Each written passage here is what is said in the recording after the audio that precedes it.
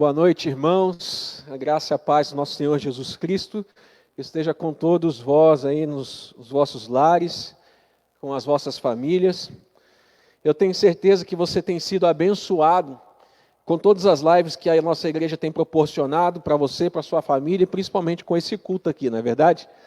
Por isso eu quero desafiar você nesse momento a compartilhar essa bênção de Deus nas suas redes sociais. Como é que você faz isso?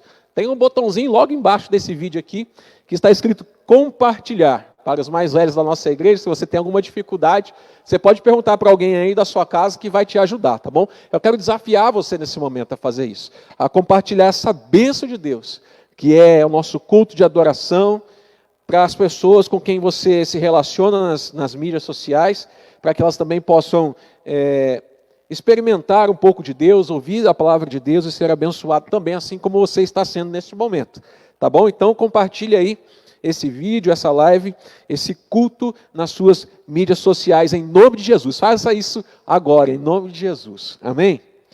Irmão e minha irmã, eu quero conversar um pouquinho com vocês a respeito do porvir.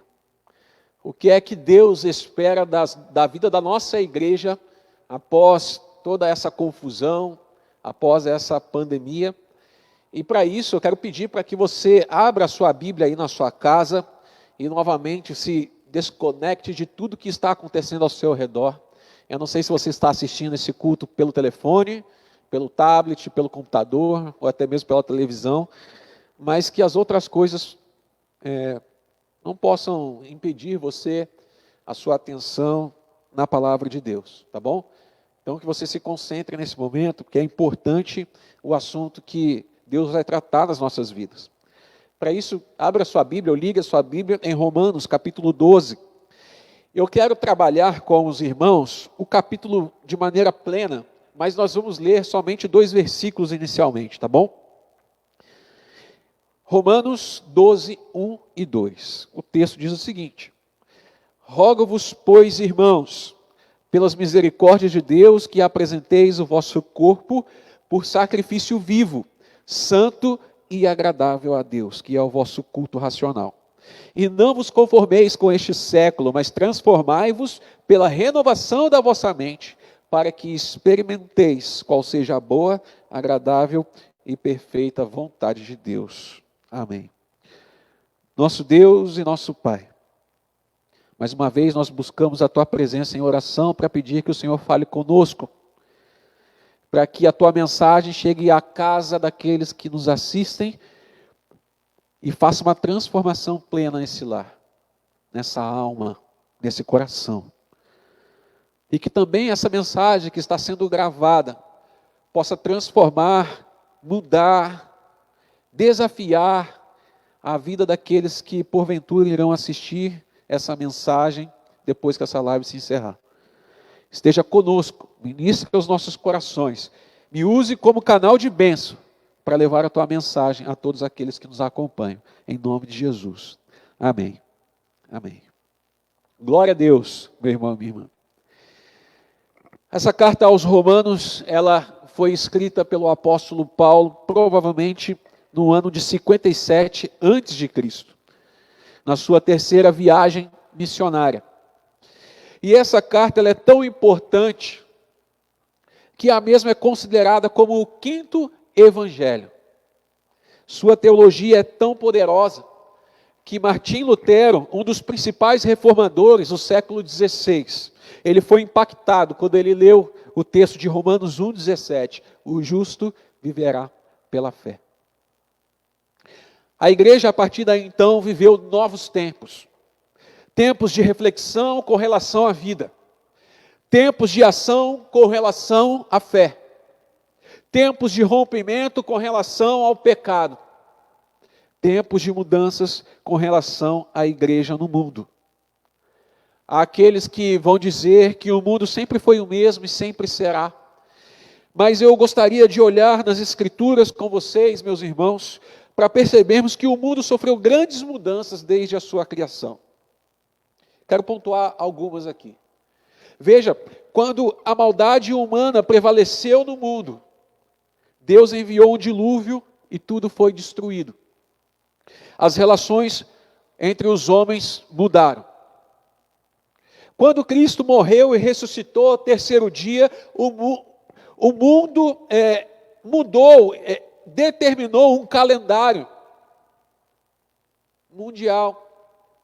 E o mundo foi estigmatizado por esse feito, pela ressurreição de Cristo. Tudo acontece então e gira em torno desta data. Depois das duas guerras mundiais, as relações políticas internacionais sofreram mudanças enormes. Quando houve o atentado de 11 de setembro nos Estados Unidos, colocou o mundo em um alerta máximo com os extremistas religiosos.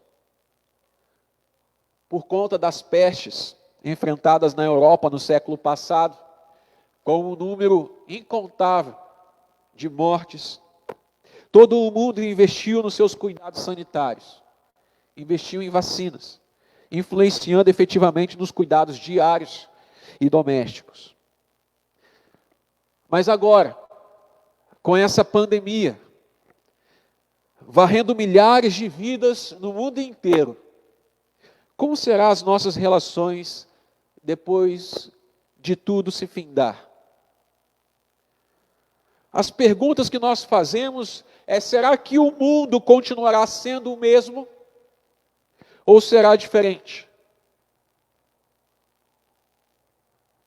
Como será a vida da igreja depois que esse vírus for aplacado? Como estará a nossa comunhão? Como a nossa fé será afetada depois de tudo se normalizar? Se é que as coisas vão se normalizar. Essas perguntas devem direcionar a nossa reflexão nesse momento. E a Epístola aos Romanos, especialmente o capítulo 12, irá nos dar algumas respostas. Porque o apóstolo Paulo, ele sonhava com um mundo transformado pelo Evangelho. Um mundo diferente, onde o eterno Rei iria governar e seu amor seria derramado sobre todas as nações. Para isso, mudanças na vida da igreja seriam necessárias. É sobre essas lições, então, meu irmão e minha irmã, que eu gostaria de ressaltar com vocês.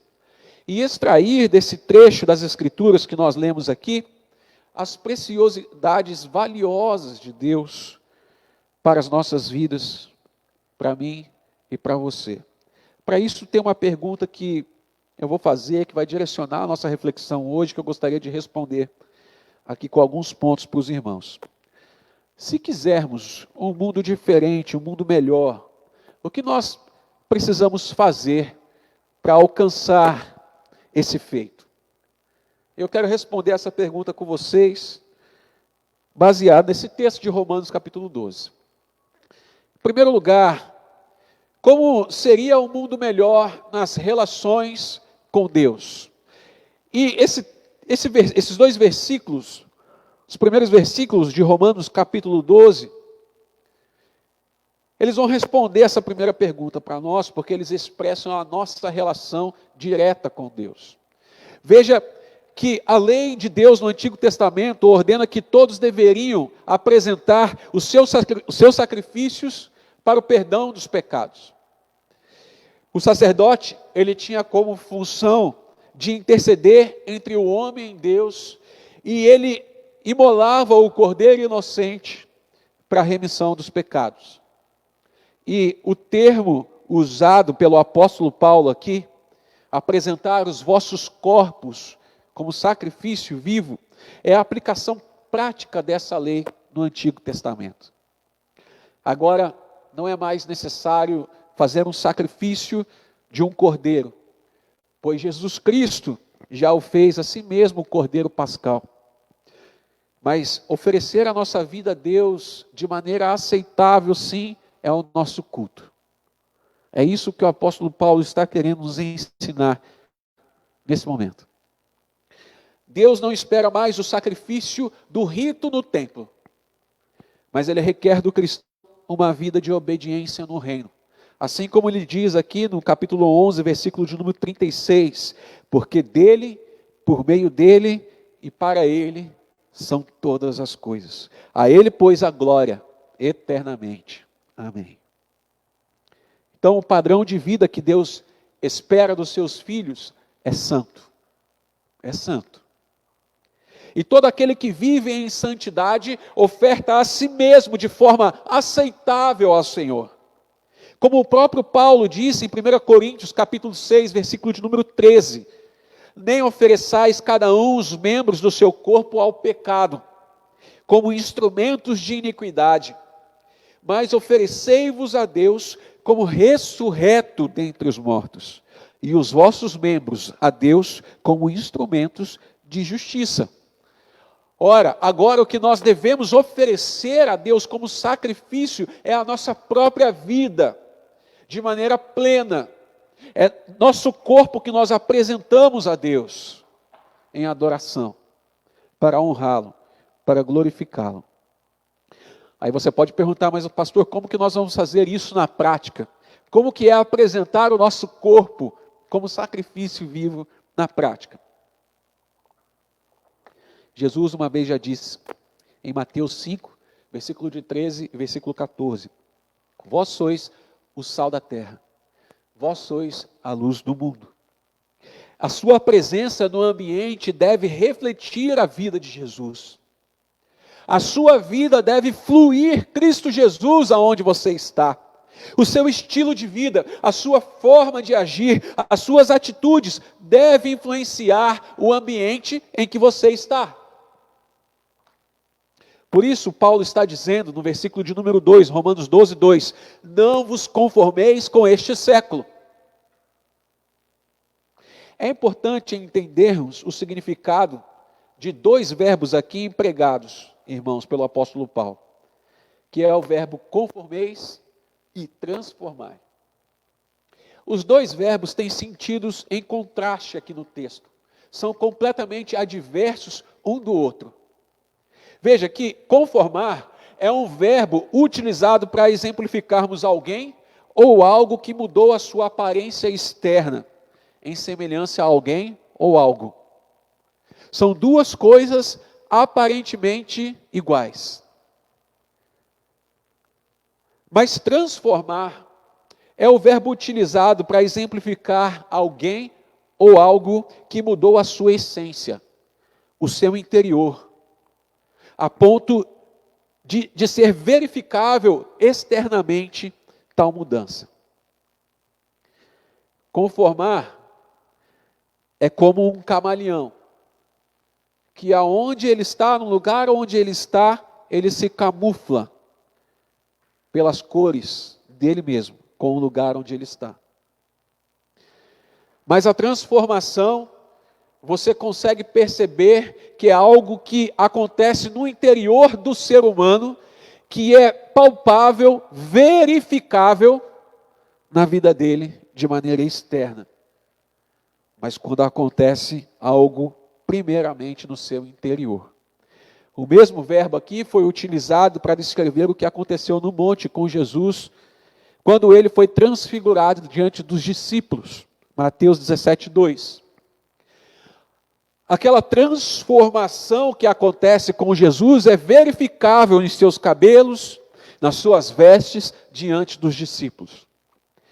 Portanto, o que o apóstolo Paulo está dizendo para mim e para você, renovar a mente é uma transformação feita por Deus em nós, em todas as nossas faculdades mentais, todos os nossos sentidos sofrem uma metamorfose.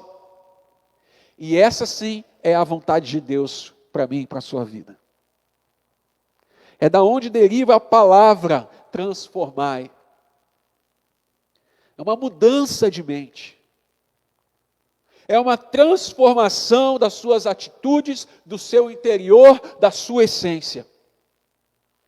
Então você não olha mais o mundo da mesma maneira. Você não usa as palavras como antigamente. Você não age mais como um tolo em todas as outras épocas, como todas as outras épocas. Hoje, a sua intimidade com Deus é tão grande que você nem precisa falar nada. As pessoas veem em você transformação verdadeira. A mudança no interior da sua alma foi tão grande, foi tão impactante, que as pessoas percebem tal transformação sem que você abra a sua boca, sem que você use a sua língua.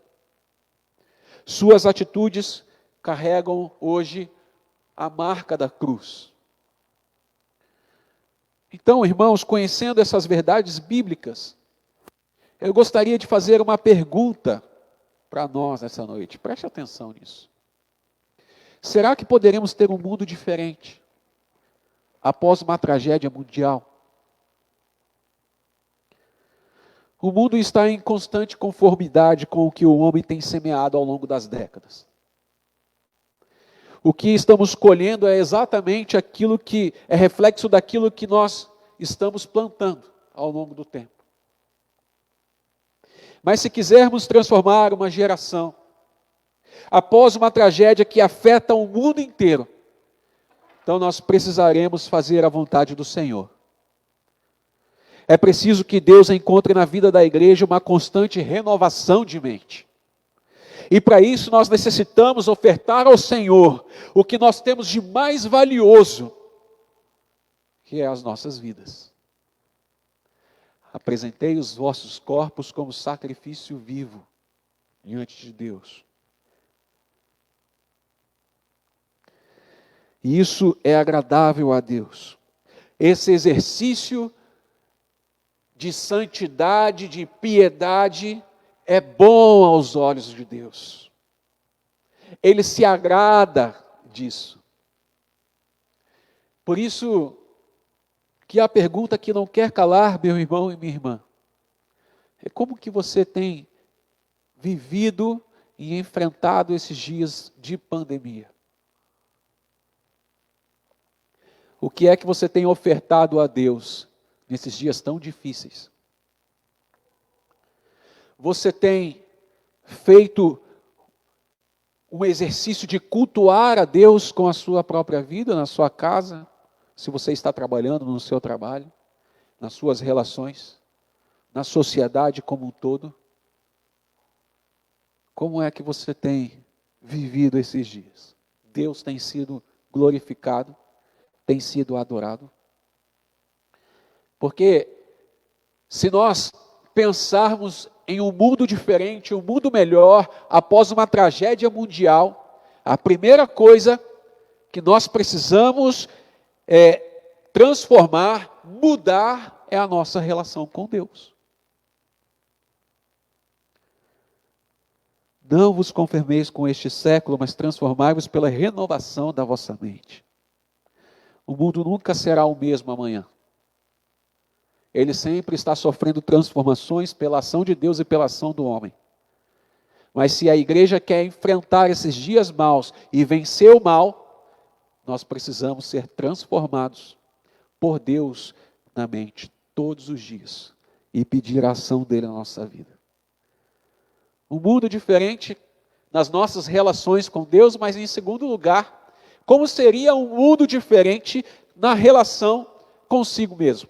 E nós vamos ver então o que diz os versículos de 3 a 8, Romanos 12, 3 a 8. Porque pela graça que me foi dada, digo a cada um dentre vós, que não pense de si mesmo além do que convém. Antes pense com moderação segundo a medida da fé que Deus repartiu a cada um. Porque assim como no só corpo temos muitos membros, mas nem todos os membros têm a mesma função, assim também nós, conquanto muitos, somos um só corpo em Cristo e membros uns dos outros, tendo, porém, diferentes dons, segundo a graça que nos foi dada. Se profecia, seja segundo a proporção da fé. Se ministério, dediquemo-nos ao ministério. Ou o que ensina, esmere-se no fazê-lo. Ou o que exorta, faça-o com dedicação. O que contribui, com liberalidade. O que preside, com diligência. Quem exerce misericórdia, com alegria. Paulo usa a figura do corpo humano, como em 1 Coríntios capítulo 12, versículo de 12 a 27, para ilustrar quem somos no reino de Deus. Paulo nos ensina nesse trecho que a diversidade é a marca das obras das mãos de Deus na criação, e não a uniformidade. Olha que belo que é isso, meu irmão, minha irmã. Assim como a diversidade está na criação, assim também está na graça, está nos dons. E é por meio da diversidade que devemos trabalhar pelo bem do todo. É pelas diferenças que nós exercitamos os nossos dons para a edificação, para a bênção, para o bem de todo o corpo. Ele vai dizer no versículo de número 4, porque assim como num só corpo temos muitos membros, todos têm uma função característica da vocação que fora chamado. Assim deve ser na igreja, que é o corpo de Cristo. Paulo foi vocacionado para ser apóstolo, e ele vai dizer, porque pela graça que me foi dada, pelo dom que me foi dado, e essa mesma graça dada a Paulo, também é dada a cada membro da igreja, segundo a maturidade espiritual de cada um. Essa é a razão pelo qual devemos nos conhecer muito bem, conhecer uns aos outros, mas também entender claramente quem eu sou no reino de Deus, para que não venhamos ter expectativas sombrias a respeito do nosso futuro, e nem denegrirmos a nossa persona. Porque, irmãos, expectativas elevadas e incorretas de quem somos gera ansiedade. Suprimir a imagem de quem nós somos e diminuir a importância do eu no reino de Deus gera depressão. Então, o que fazer, pastor? O apóstolo Paulo vai nos dar uma direção. Não pense de si mesmo além do que convém. Seja equilibrado. Conheça a si mesmo. Pense com moderação. Trocando em miúdos, não deixe que o pensamento de si mesmo, apesar de correto, se torne em soberba. Por mais que você esteja certo, se você é muito bom em algo que você faz, não deixe que isso te torne um homem ou uma mulher soberbo. Mas aí você pode dizer assim, mas pastor, como fazer isso? Porque na igreja nós encontramos e nos relacionamos com tantas pessoas que são soberbas, não é verdade? Pessoas que só correm atrás dos seus próprios interesses. Como encontrar então um equilíbrio na igreja quando o crente só tem pensamentos incorretos a respeito de si mesmo? E se você souber a receita disso, você pode mandar uma mensagem aí no comentário da nossa live, porque é uma grande luta realmente, meus irmãos. Esse é o grande desafio. O desafio do ministério que Deus dá a nós. Não somente nós como pastores, mas a todos os membros da igreja que fazem parte do corpo. Mas aqui nas Escrituras Sagradas nós encontramos algumas diretrizes. Assim como Paulo exortou a igreja de Corinto e a igreja em Roma, assim nos exorta hoje. Para termos uma mente que se renova todos os dias no Espírito Santo, nós precisamos de equilíbrio. Não pense de si mesmo além do que convém, pense com moderação. Como? Como fazer isso? Entendendo que somos membros do mesmo corpo. Cada um com uma função e importância específica, ligados uns aos outros e totalmente dependente do Senhor e do outro. Totalmente dependente do cabeça que é Cristo Jesus. Nós somos os membros que formam esse corpo, cujo Deus é o cabeça. E para que esse equilíbrio, então, se mantenha contínuo e eficaz, é preciso exercitar os dons dados por Deus a cada um de nós. É assim que o apóstolo Paulo nos ensina e nos direciona que o equilíbrio a respeito da nossa identidade nós encontramos quando nós servimos a comunidade, servimos o nosso próximo com os dons que Deus nos dá. Vejamos alguns desses dons citados pelo apóstolo Paulo aqui nesse texto. No versículo de número 6, ele vai dizer assim: se profecia, seja segundo a proporção da fé. Irmãos, esse versículo aqui é até um pouco polêmico no meio teológico, na academia. Eu não quero levantar essa polêmica aqui, mas é importante a gente entender o que o apóstolo Paulo está falando. Os profetas no Antigo Testamento, na igreja primitiva, na igreja de Jesus Cristo, foram levantados para falar das palavras de Deus, de princípios a respeito de Deus, do que Ele queria para o povo de Israel, para a sua igreja. E Deus hoje levanta, sim, profetas. E os profetas são aqueles que abrem a palavra de Deus, que manipulam a palavra de Deus para falar a respeito dessa palavra. Para pegar tudo aquilo que é princípio eterno, para pregar tudo aquilo que é evangelho da salvação a todo o povo de Deus e direcionar esse povo. Por isso, a tradução mais apropriada aqui, irmãos, não é se profecia seja segundo a proporção da fé. Na verdade, a tradução seria se profecia seja segundo a doutrina da fé. Por quê? O que acontece dentro das nossas igrejas hoje? Isso não é de hoje, isso é desde o começo da história do homem, de tentar manipular sempre ou para o seu próprio proveito, ou manipular a Deus para fazer o mal a alguém, para prejudicar alguém. Nesses tempos que nós estamos passando de pandemia, você provavelmente já tenha visto alguns líderes, alguns homens e mulheres que se dizem profetas, falando da parte de Deus, mas manipulando, adicionando ou subtraindo a palavra de Deus para fazer o mal às ovelhas, para explorar a sua comunidade, para desviar as ovelhas do caminho de Deus. E quando nós lemos esse versículo 6, se profecia seja segundo a proporção da fé, o que o apóstolo Paulo está imaginando aqui é que nos momentos que ele está pregando, as pessoas estão ali ouvindo com a palavra de Deus aberta e fiscalizando literalmente aquilo que ele está falando. No momento que eu estou aqui, levando a mensagem de Deus para a sua casa, eu espero, imagino, que você esteja avaliando tudo aquilo que eu estou falando a respeito de Deus na sua palavra. Porque o que eu falar aqui, o que eu pregar aqui, deve estar de acordo com a palavra de Deus. Porque se profecia, seja de acordo com a doutrina da fé. Seja de acordo com a proporção da fé.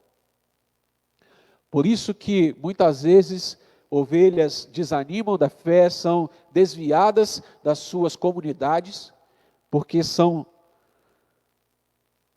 muitas vezes manipuladas pelos seus líderes. Nós vamos falar sobre liderança mais para frente aqui. Mas eu espero que você cuide da sua saúde espiritual, sempre avaliando aquilo que você está ouvindo como pregação, como sermão no evangelho daquele que está proferindo a você, a sua casa, a sua vida. Se profecia, seja de acordo com a doutrina. Mas o apóstolo Paulo vai continuar dizendo, no versículo de número 7. Se ministério, dediquemo-nos ao ministério. E é interessante que não somente o ministério é quesito de dedicação aqui, irmãos, como também a exortação. Mas nós vamos falar sobre a exortação um pouquinho mais para frente. Mas a tradução aqui de ministério é diaconia. Nós sabemos que nas nossas comunidades, nas nossas igrejas, há aqueles irmãos e irmãs que se dedicam ao serviço no templo, ao serviço dentro da comunidade, ao serviço dentro da igreja. E o que o apóstolo está falando aqui, que essas pessoas são chamadas, são vocacionadas para se dedicar especificamente a esse serviço, a diaconia, que são os diáconos da nossa igreja, da minha e da sua igreja. Mas para fazer parte desse ministério, o mínimo que se espera é suor, trabalho duro, dedicação. A quem se dedica a esse ministério, pode ter certeza que os irmãos são sempre servidos. Não há ninguém que fique desamparado, porque há aqueles que foram chamados especificamente para diaconia, para o ministério. Nós temos um corpo de diáconos na nossa igreja muito empenhado naquilo que eles fazem, né? Graças a Deus por isso. Temos, aliás, não só empenhados no trabalho da diaconia, como em outras áreas também, né? Seja na área da música, seja na área técnica, empenhados no serviço social. Graças a Deus, os nossos irmãos, diáconos da nossa igreja, que foram eleitos pela nossa igreja, fazem com fidelidade aquele trabalho que Deus os vocacionou, os chamou para isso. É assim, no ministério, dedicação. Versículo ainda de número 7. Ou quem ensina, esmere-se no fazê-lo.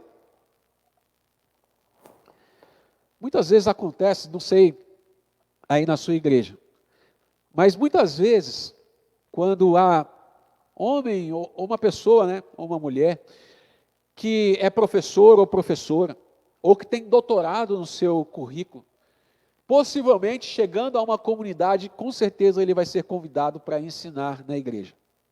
Seja na esfera da escola dominical, seja como for que funciona aí a sua comunidade, com certeza ele é chamado para isso.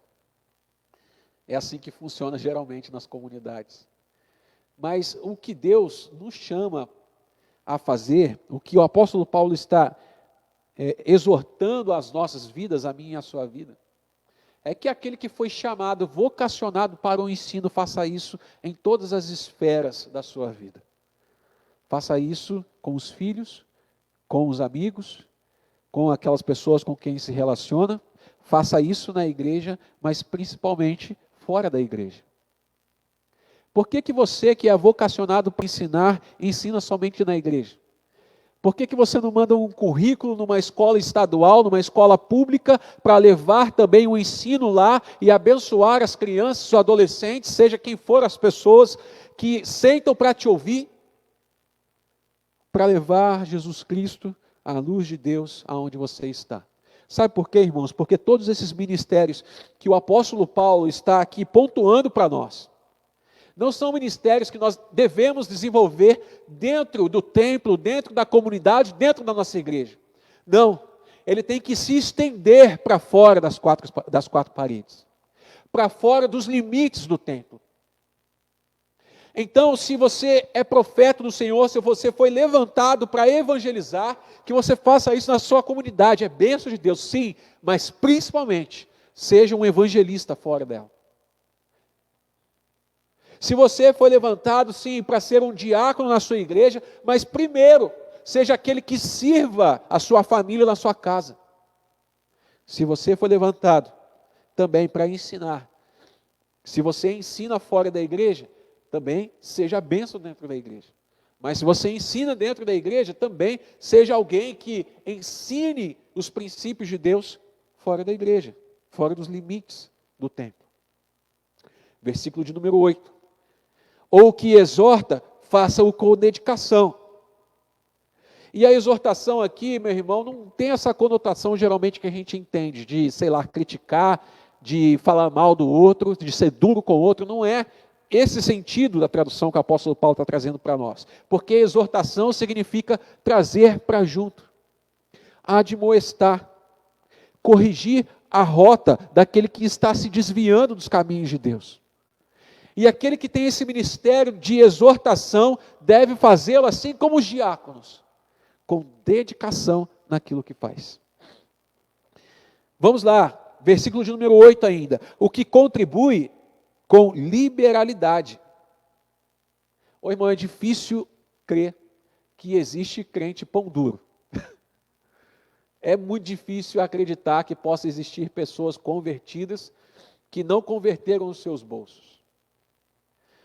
O apóstolo Paulo não está falando especificamente aqui de dinheiro, e nem eu quero me ater especificamente aqui de dinheiro, mas é difícil acreditar que você faz parte de uma comunidade e você não abençoa essa comunidade com aquilo que você tem.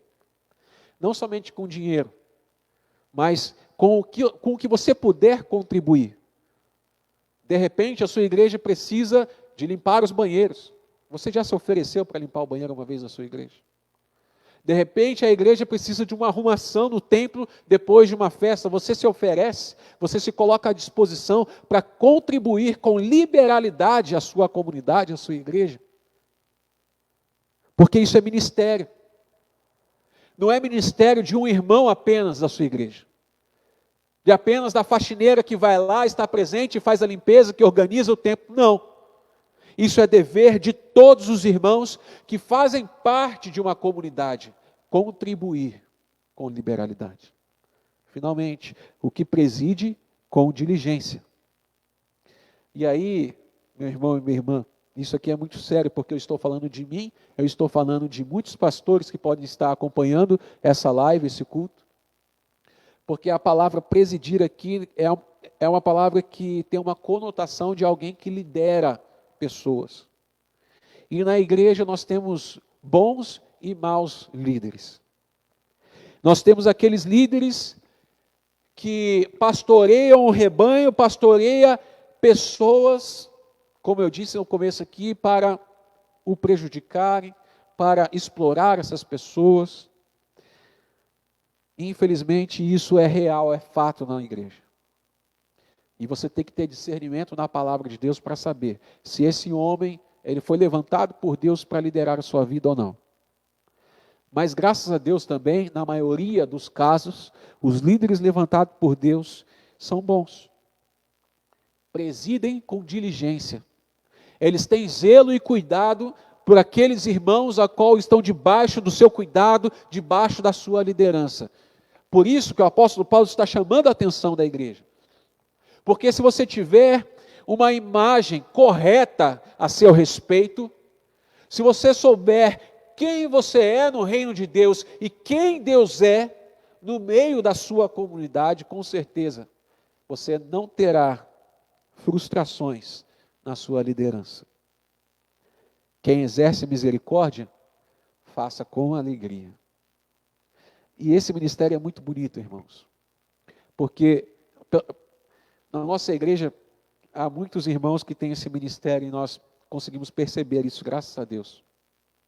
Porque exercer misericórdia, exercer amor, se aproximar das famílias mais carentes, que mais precisam daquela pessoa que está caída, e estender a mão a ela, ajudá-la a se erguer, ajudá-la a ficar em pé, é um ministério muito bonito que tem que ser feito com alegria no coração. Ninguém exerce misericórdia por obrigação. Aquele que está fazendo parte desse ministério de misericórdia faz com júbilo no coração, na alma. E então toda a igreja é abençoada por isso. A igreja que tem uma boa saúde emocional entende o seu papel. Os membros sabem cada um a sua função e a sua importância para o corpo. E as frustrações eram realidades de um passado distante. Eu volto a fazer a pergunta que está permeando a nossa reflexão aqui nesse momento. Será que poderemos ter um mundo diferente após uma tragédia mundial?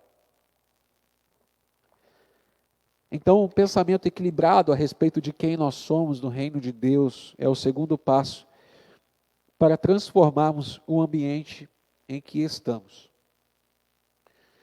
Mas, irmãos, em terceiro lugar, se nós sonhamos com um mundo diferente, um mundo melhor, como será esse mundo diferente nas nossas relações com Deus? Como será esse mundo diferente nas nossas relações consigo mesmo? Mas em terceiro lugar, nas relações com o próximo. Versículo de número 9 ao versículo de número 16, vai dizer assim: o amor seja sem hipocrisia, detestai o mal, apegando-vos ao bem. Amai-vos cordialmente uns aos outros com amor fraternal, preferindo-vos em honra uns aos outros. No zelo não sejais remissos, sede fervorosos de espírito servindo ao Senhor. Regozijai-vos na esperança, sede pacientes na tribulação, na oração, perseverantes. Compartilhai as necessidades dos santos, praticai a hospitalidade. Abençoai o que vos persegue, abençoai e não amaldiçoai. Alegrai-vos com os que se alegram e chorai com os que choram. Tende o mesmo sentimento uns para com os outros, em lugar de serdes orgulhosos, condescendei com o que é humilde, e não sejais sábios aos vossos próprios olhos. Esse trecho da epístola é valioso para o crente. Deveríamos fazer um paralelo desse texto aqui com o Sermão do Monte, quando Jesus ensina multidões e os seus discípulos concernentes às bem-aventuranças do reino de Deus. O amor, a solidariedade, a honra uns aos outros, dentro da fraternidade cristã, são virtudes que nós devemos esperar na igreja. Alguém já disse que atitudes diferentes geram resultados diferentes. Então, se nós quisermos um mundo diferente, uma igreja diferente, devemos então mudar as nossas atitudes e renovar as nossas ações. O apóstolo Paulo vai nos exemplificar aqui, irmãos, no texto que nós lemos, na prática cristã, como isso deve acontecer. E ele vai começar dizendo aqui que na nossa relação com o próximo, o amor deve ser sem hipocrisia. E essa palavra hipocrisia, ela vem do grego, que para nós, na língua portuguesa, é o ator.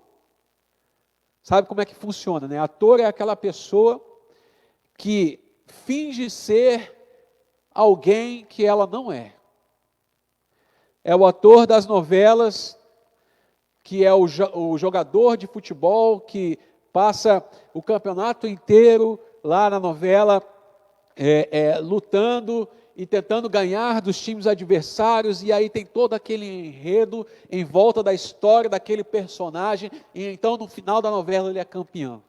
E você se envolve naquela história, se envolve naquela novela, você quase torce por aquele personagem, mas tudo aquilo não é verdade. Tudo aquilo é falso. Essa mesma palavra, esse mesmo termo, o Senhor Jesus usou para os fariseus, para os religiosos da sua época, quando ele disse: hipócritas, vocês são atores, vocês fingem ser santos diante das pessoas, mas vocês são imundos, são pecadores. E a graça do Senhor não está sobre vocês.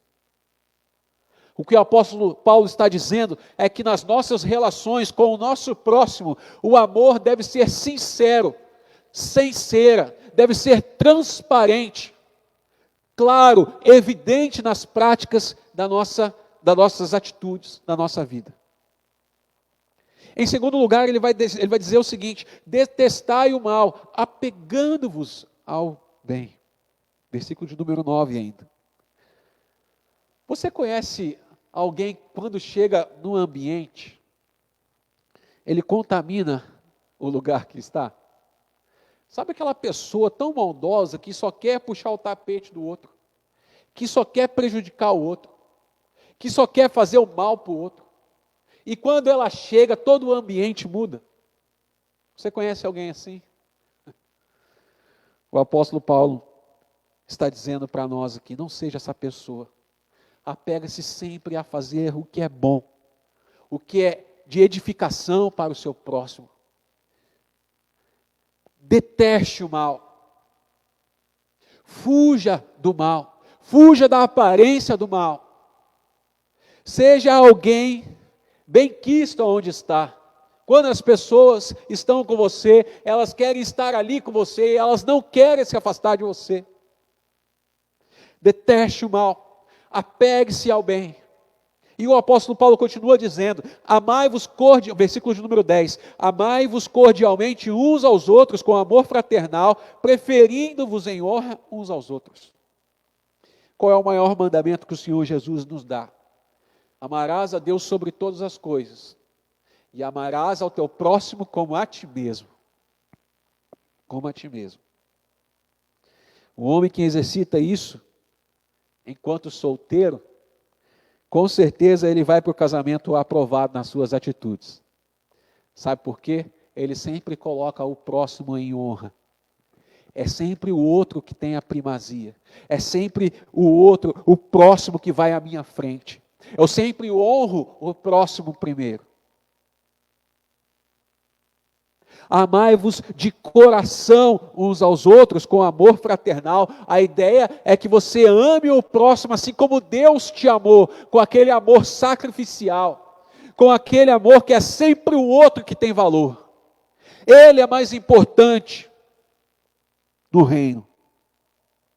E se você é solteiro e está me ouvindo aqui nesse momento, exercite isso na sua vida. Aprenda a amar o próximo como Deus te ama. E aí você vai para a vida conjugal, para o seu matrimônio, com certeza sem maiores problemas.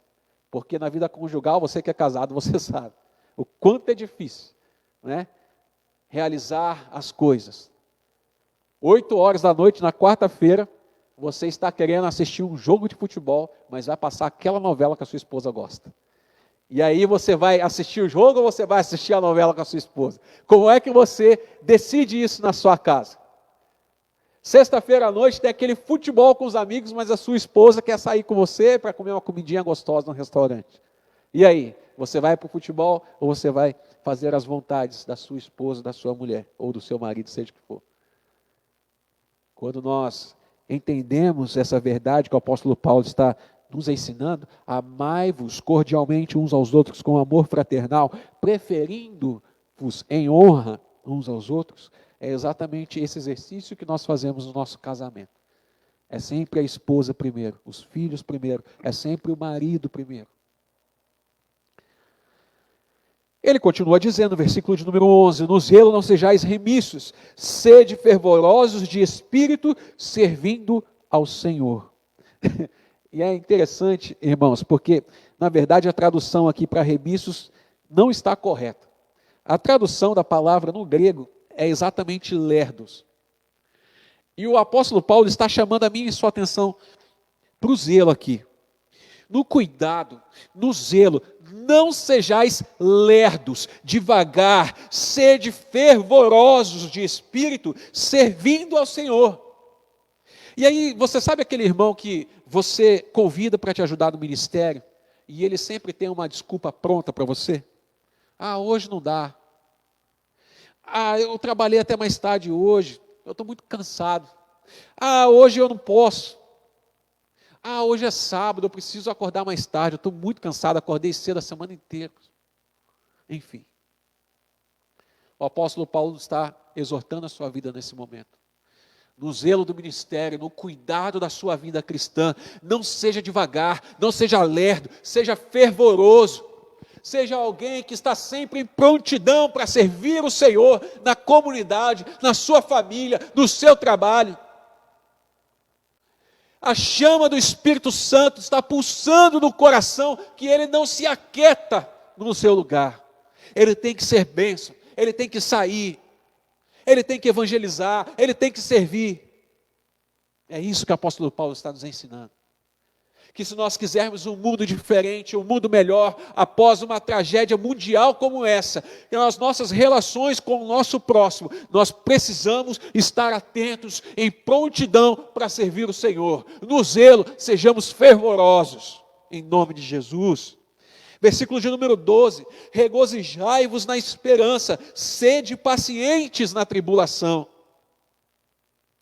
E eu quero te fazer uma pergunta aqui, meu irmão e minha irmã. Do que essa pandemia tem enchido o seu coração? De mortes? De tragédias? De más notícias? De medo? De aflições? De angústias na alma? o que essa pandemia tem feito com o seu coração. O que é que você tem sido preenchido? O apóstolo Paulo está nos encorajando aqui, meu irmão e minha irmã, que a alegria do Senhor preencha o seu coração de esperança na cruz do Calvário. Porque dias assim ruins nós teremos. Jesus já havia nos alertado: no mundo tereis aflições, tempestades, dias ruins. Mas não tenham medo, não enchem o coração de vocês de aflições, de incertezas, porque esse mundo eu venci. Glória a Deus por isso. Aleluia. A nossa esperança tem que estar aos pés do Senhor Jesus Cristo. Se regozije, se alegre, meu irmão e minha irmã, em tempos difíceis também. Porque assim como o apóstolo Paulo, que ele viveu contente, feliz, bem-aventurado em toda e qualquer situação, ele esteve contente. Assim ele está nos exortando. O mesmo apóstolo que aprendeu a ser livre, pregou o evangelho livre, mas também aprendeu a se regozijar no Senhor, a estar satisfeito no Senhor, preso. Ele pregou o evangelho com saúde e também na enfermidade. Ele pregou o evangelho sem qualquer dificuldade, mas também passou por bocados. O que ele está nos ensinando é que o ambiente, as dificuldades e as adversidades da vida não pode nos limitar, porque a nossa esperança está na eternidade e não nas coisas temporais. Regozijai-vos na esperança e sede pacientes na tribulação. Por consequência disso, versículo de número 12 ainda, na oração perseverantes. Eu já falei sobre oração aqui, irmãos, com vocês, em outras oportunidades. Mas o joelho no chão mantém o homem de pé. Essa é uma grande verdade na vida cristã. Se você exercita o seu joelho no chão, com certeza você terá mais força para se manter em pé. Aquele que finca os seus pés na rocha, não é qualquer tempestade que vai derrubar. Por isso o exercício da oração do joelho no chão pode te fortalecer a ficar em pé. 13. Compartilhai as necessidades dos santos. O apóstolo Tiago, ele já nos exortou no capítulo 2, versículo 15, 16 e 17, dizendo o seguinte: se um irmão ou uma irmã estiverem carecidos de roupa e necessitados do alimento cotidiano, e qualquer dentre vós lhes disser: ide em paz, aquecei-vos e fartai-vos, sem contudo lhes dar o necessário para o corpo, qual é o proveito disso? Assim também a fé, se não tiver obras por si só, é morta. Meu irmão, é impossível você ser filho de Deus e não saber compartilhar as necessidades com os seus irmãos, com o próximo. Nós aprendemos dentro da comunidade a observar, a visualizar a necessidade daquele que carece de algo, aquele que está passando por dificuldades. Esse é um exercício que nós devemos fazer na comunidade. Compartilhar as necessidades dos santos. Ele continua: praticai a hospitalidade. Eu sei que hoje é mais difícil isso acontecer na minha e na sua casa, mas o apóstolo Paulo está exortando a igreja em um contexto diferente aqui, meu irmão e minha irmã, em que muitos missionários peregrinos, eles necessitavam de hospedagem para dormir e comer. Mas quantos de nós, eu e você, já convidamos alguns missionários para hospedar em nossa casa? Para almoçar conosco, com a nossa família? Quantos de nós já convidamos e trouxemos alguns, ou pelo menos um pastor, para visitar a nossa casa? Para compartilhar as dificuldades, as bênçãos, as alegrias? Nós precisamos praticar a hospitalidade. Abençoai o que vos perseguem, abençoai e não amaldiçoeis. Você já experimentou pedir a bênção de Deus para o seu vizinho briguento? Você já experimentou pedir a bênção de Deus para o seu patrão chato que te persegue, que quer te tirar do seu setor, que quer te prejudicar? Você já experimentou alguma vez abençoar a vida dessa pessoa? É um trabalho muito difícil, que o apóstolo Paulo está nos desafiando aqui. Abençoar o que nos perseguem. 15. Alegrai-vos com os que se alegram e chorai com os que choram. Poxa vida, esse versículo aqui parece tão fácil cumprir, não é verdade? Porque nós temos a facilidade de chorar com o outro. Mas uma coisa é muito difícil. Alegrar na prosperidade do outro é muito difícil. É complicado, porque quando você tem que se alegrar com o outro, isso revela o nosso egocentrismo. A nossa falta de empatia, a nossa individualidade.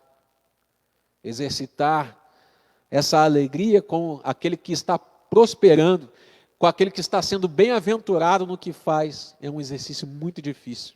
Não é à toa que o apóstolo Paulo está falando, aprenda a se alegrar com quem se alegra.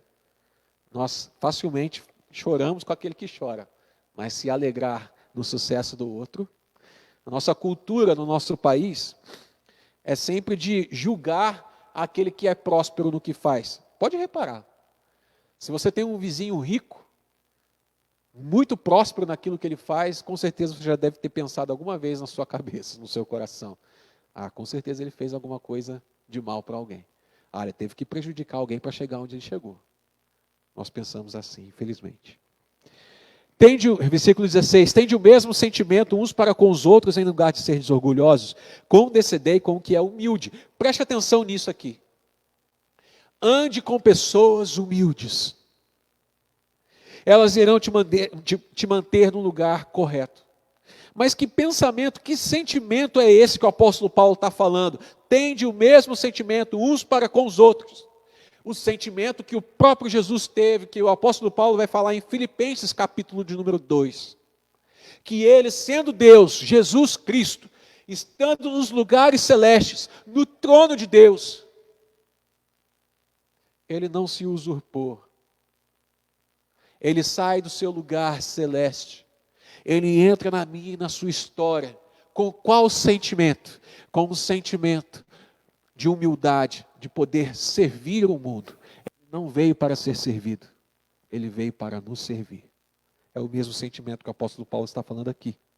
Tende o mesmo sentimento uns para com os outros. No lugar de ser desorgulhosos, soberbos, condescendei com o que é humilde. Se você andar com pessoas humildes, você com certeza estará no lugar correto. Não sejais sábios aos vossos próprios olhos, é consequência disso. A sabedoria não vem de si mesmo. É Deus quem nos capacita, quem nos deu inteligência. A nossa capacidade intelectual vem de Deus. Nós não criamos isso. Repito, será que poderemos ter um mundo diferente após uma tragédia global? Se nas nossas relações uns com os outros atentarmos para o amor fraternal, a honra ao outro, a solidariedade daqueles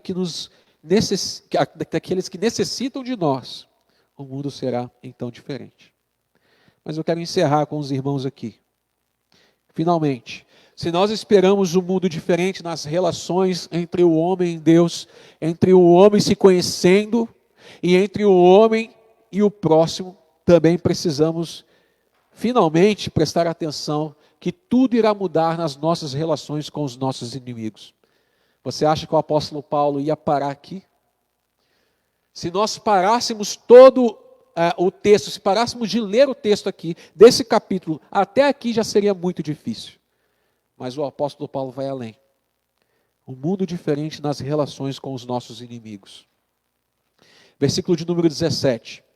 Não torneis a ninguém mal por mal, esforçai-vos por fazer o bem perante todos os homens. Se possível, quanto depender de vós, tende paz com todos os homens. Não vos vingueis a vós mesmos, amados, mas dai lugar à ira, porque está escrito, a mim me pertence a vingança, eu é que retribuirei, diz o Senhor. Pelo contrário, se o teu inimigo tiver fome, dá-lhe de comer. Se tiver sede, dá-lhe de beber, porque fazendo isso, amontoarás brasas vivas sobre a sua cabeça.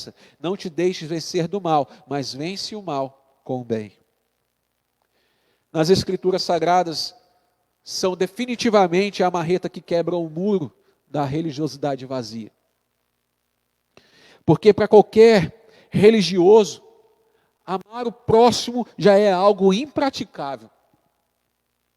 Mas amar o inimigo é impensável para o seu estilo de vida.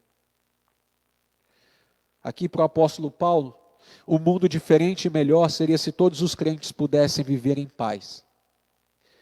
Mas no mundo de tanta violência, no mundo de tanta insensibilidade, falta de fraternidade, nós devemos mostrar para o mundo que o amor de Deus está para todos, até mesmo para aqueles que nos têm como seus inimigos. Que difícil, hein, meu irmão?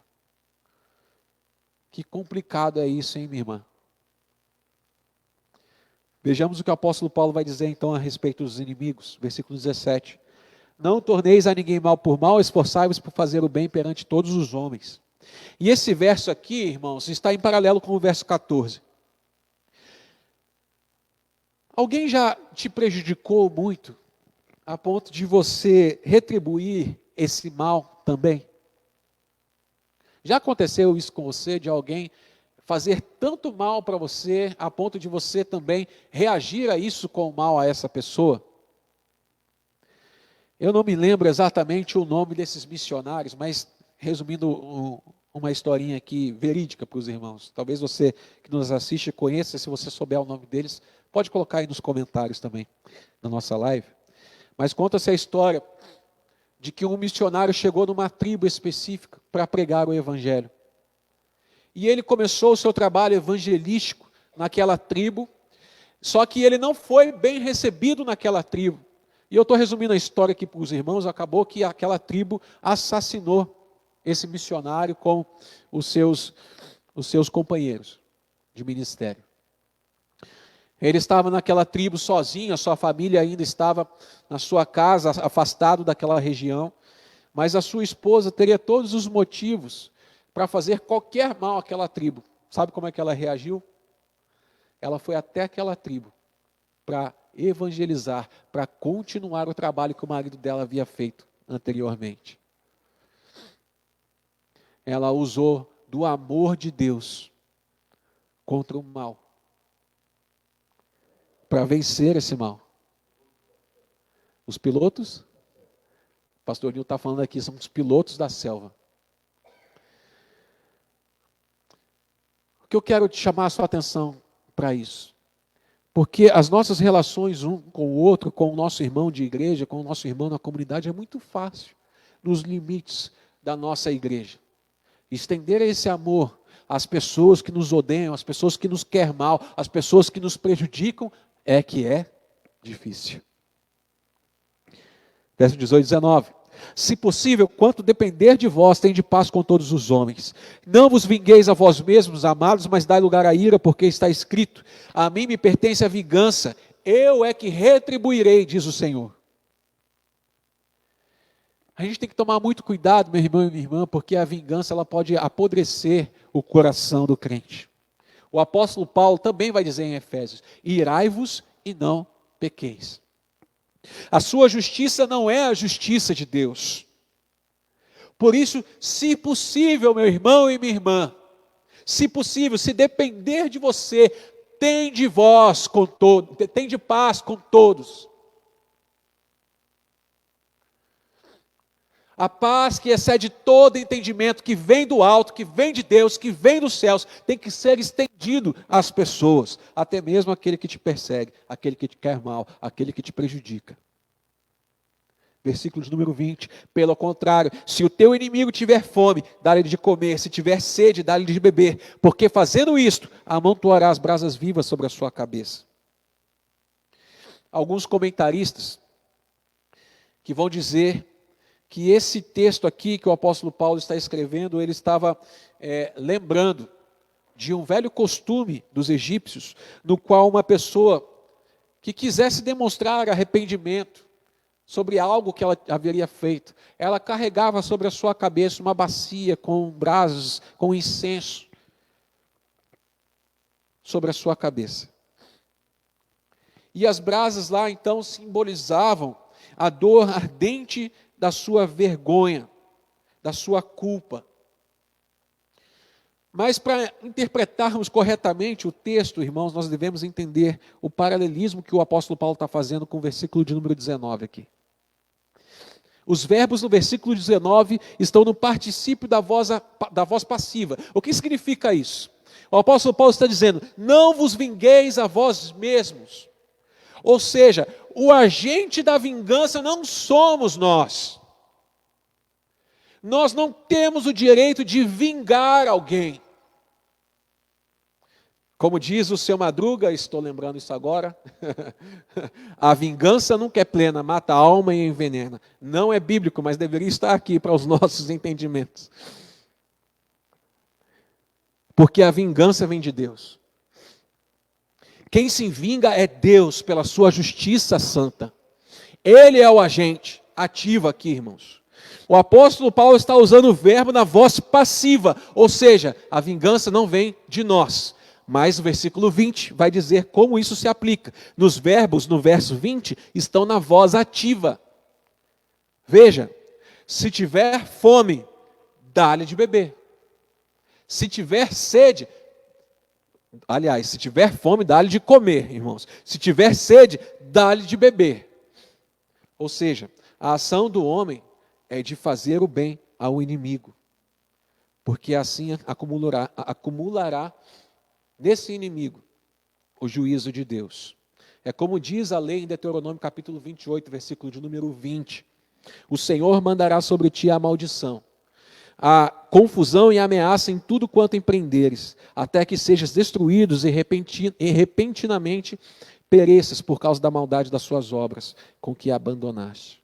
Ou seja, aquele que pratica o mal, aquele que se alegra de prejudicar o outro, que se alegra de prejudicar o próximo, ele está acumulando para si o juízo de Deus. E quando você faz o bem para essa pessoa, quando você dá de comer o seu inimigo que passa fome, quando você dá a água da vida para o seu inimigo que está com sede, você está acumulando nele o juízo de Deus. Não pelos seus atos, mas pela própria vontade dele, que quer sempre fazer o mal ao próximo. Não te deixes vencer do mal, mas vence o mal com o bem. Finalmente, o último versículo. Esse dualismo entre o mal e o bem estão presentes em várias religiões. No cristianismo não é diferente. Porque o homem ele decidiu no coração fazer o mal a Deus quando desobedeceu comendo do fruto da árvore no meio do jardim. O fruto do conhecimento do bem e do mal. O homem decidiu no coração fazer o mal quando Caim matou Abel, o seu próprio irmão. O homem decidiu fazer o mal no seu coração quando Deus enviou o dilúvio, por conta da maldade do homem. O homem decidiu fazer o mal no coração quando os irmãos de José o venderam como escravo no Egito. O homem decidiu fazer o mal no coração quando o Faraó endureceu o seu coração e manteve o povo de Israel escravo no Egito. O homem decidiu fazer o mal no coração quando o povo, na ausência de Moisés, fez um bezerro de ouro. Decidiu fazer o mal no coração quando o povo de Israel se mistura com outros povos e se tornam idólatras, inimigos de Deus. O homem decidiu fazer o mal no coração quando Deus envia os profetas e o povo não obedece às suas leis, os seus princípios e a sua vontade. O homem deseja fazer o mal. A nossa luta hoje é que em Cristo Jesus possamos vencer esse nosso desejo de fazer o mal. Vencer esse desejo maligno na nossa carne, fazendo o bem. Por isso, meu irmão e minha irmã, Jesus foi até a cruz. E lá ele cumpriu a promessa de Deus em Gênesis 3,15, quando ele pisa a cabeça da serpente, a cabeça de Satanás, a cabeça do maligno. É lá que ele vence o mal, é lá que ele derrota tudo de ruim, todo pecado. Foi na cruz que Cristo venceu o mal e levou consigo toda a nossa iniquidade. Aleluia, meu irmão, minha irmã. O nosso pecado foi perdoado lá no madeiro, nossa condenação cancelada na cruz. O mal foi vencido. Que exemplo maior e melhor, meus irmãos, nós poderíamos ter.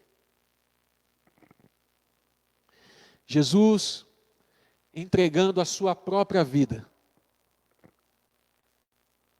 fazendo um grande bem à humanidade, nos amando, nos dando a salvação eterna, a oportunidade de ter acesso à sua salvação mediante a sua palavra, nos tirando das trevas e nos transportando para a sua luz. Eu queria desafiar você nessa noite, meu irmão e minha irmã. Não se deixe vencer pelo mal. Vença o mal em Cristo Jesus, praticando o bem com o seu próximo, mas também com os seus inimigos. Fazer o bem é um exercício que Deus espera de todo crente, de todo aquele que foi regenerado na cruz, de todo aquele que foi resgatado do seu pecado, mas que agora foi transformado a cada dia, a sua mente vem se renovando, vem se transformando pela ação do Santo Espírito de Deus. Vencer o mal com o bem, contra os nossos inimigos, é agir com a prática e o exemplo do próprio Senhor Jesus Cristo, que nos amou, que nos resgatou, quando nós éramos inimigos de Deus. Ele nos amou. Ele veio até nós. Ele me encontrou. Ele te encontrou. E Ele quer fazer isso na sua vida nesse momento. Eu quero orar com você. Que Deus possa abençoar a sua vida. Que Deus possa regenerar todos os seus pensamentos. Todo o sentimento ruim que toma conta do seu coração, da sua casa, da sua família. Eu sei que tempos difíceis você está passando. Porque todos nós estamos inseridos nessa realidade. Mas se quisermos um mundo diferente, se quisermos um mundo transformado pelo Espírito Santo de Deus, primeiro, precisamos mudar a nossa postura diante de Deus, a nossa relação com Deus. Segundo, precisamos conhecer a nossa identidade, quem nós somos. Para que Deus nos vocacionou. Em qual ministério eu me encaixo diante da missão que Deus deu à igreja? Me vocacionou para o ensino? Se dedique ao ensino. Te vocacionou para o serviço? Se esmere no serviço. Te vocacionou para presidir? Faça isso com diligência. Liderar pessoas com o coração de Deus. Entenda quem você é no reino. Em terceiro lugar, se queremos um mundo diferente, um mundo melhor, após uma tragédia como essa, precisamos nos atentar para as nossas relações com o próximo, com aquele que nós nos relacionamos dentro da igreja, dentro da nossa comunidade, porque é lá que Deus nos inseriu. É para isso que Ele nos chamou. Nós sermos fraternos no amor, sinceros, não sermos hipócritas, sermos solidários com aquele que carece de um abraço, de alimento, de dinheiro, seja o que for. Deus te levantou no reino para que você seja uma bênção, meu irmão. Tome posse disso, em nome de Jesus. Mas a nossa missão não para por aí, porque na nossa vida nós temos amigos e inimigos. Na nossa vida nós temos alegrias e tristezas. E o nosso mundo será melhor. O nosso mundo será diferente depois dessa pandemia, se nós aprendermos a amar até mesmo os nossos inimigos, assim como Deus nos amou. Glória a Deus por isso. Que Deus faça algo tremendo na sua vida, no seu coração, em nome de Jesus. Nosso Deus e nosso Pai, nós queremos agradecer ao Senhor pela Tua palavra que nos reencontra, pela Tua mensagem que conforta, mas transforma a nossa vida e a nossa alma. Glória a Deus por isso. Que a Tua mensagem não somente se limite aos nossos irmãos que estão assistindo essa live, mas que ela seja compartilhada, enviada a todos os corações que necessitam da Sua graça, que necessitam do Seu amor, a todos aqueles no mundo que precisam da salvação em Cristo Jesus. Aleluia. Em nome do Senhor que nós oramos. Amém.